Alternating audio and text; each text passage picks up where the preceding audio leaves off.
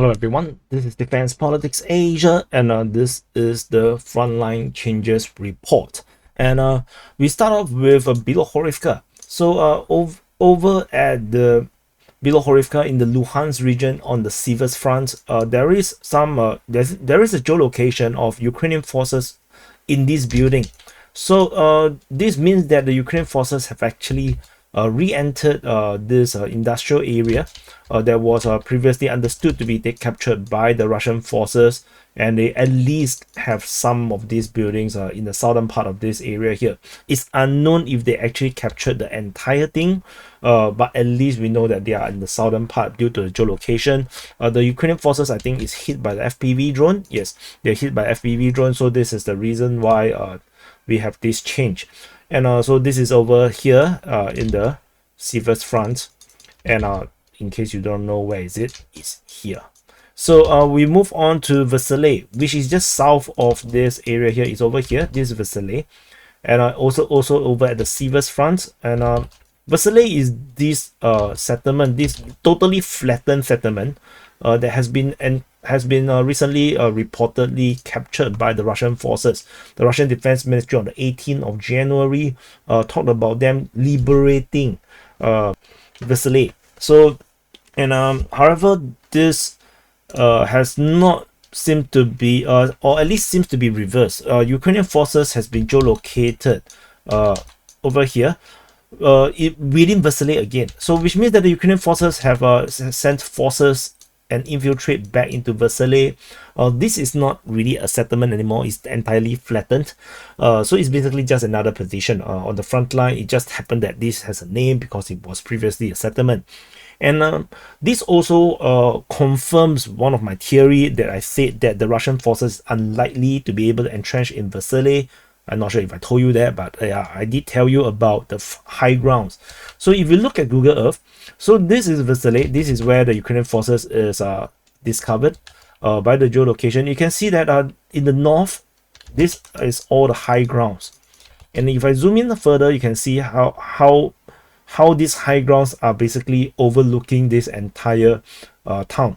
So just now the high ground you saw is actually here. These are the hills. And these hills is basically allowing the Ukrainian forces to have direct fire against any Russian forces that dares to entrench themselves in Vesele itself. So, which is why I've said that it's unlikely for Vesele to be secured unless the Russian forces push out and capture the entire of this settlement. And this did not happen. Ukrainian forces is back in Vesele, so the capture of Vesele is basically now invalidated. So this is the situation. As you can see, these are the high grounds around here, and the Russians apparently have not captured it, which then put the theory about the fighting near Perezne.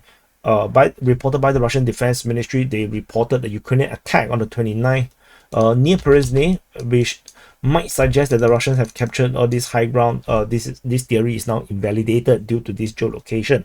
But of course, I can be wrong because this geolocation might actually be from a day many days ago, maybe a week or 2 weeks ago, or 3 weeks ago, or 1 month ago, which then after this footage was taken, then the Russian forces captured the ground. That also is possible. So take it with a pinch of salt for now. We will continue to monitor and see if this can be corroborated with other information about Ukrainian forces being inside Vesele itself. So we move to the next frontline changes is over at the Bakhmut front. So further south, this is Bakhmut city. So at the Bakhmut front, over the Klischiivka region, the Ukrainian forces have made progress based on geolocation of Ukrainian forces over at this very building here in the northern part of Klischiivka. And the Russian forces previously has been reported, let me zoom out a bit, has been reportedly attacking the northern part of Klischiivka, and so far it seems like it did not work out. It has failed so far. So the Ukrainian forces basically now geolocated here means that they have successfully counterattacked and probably recaptured most of this entrenchment north of Klischiivka. In fact, possibility that in fact it's possible that they have captured the entire of the entrenchment. So if if you do not know what I'm talking about, if I go to this one, Google Earth will be a bit clearer.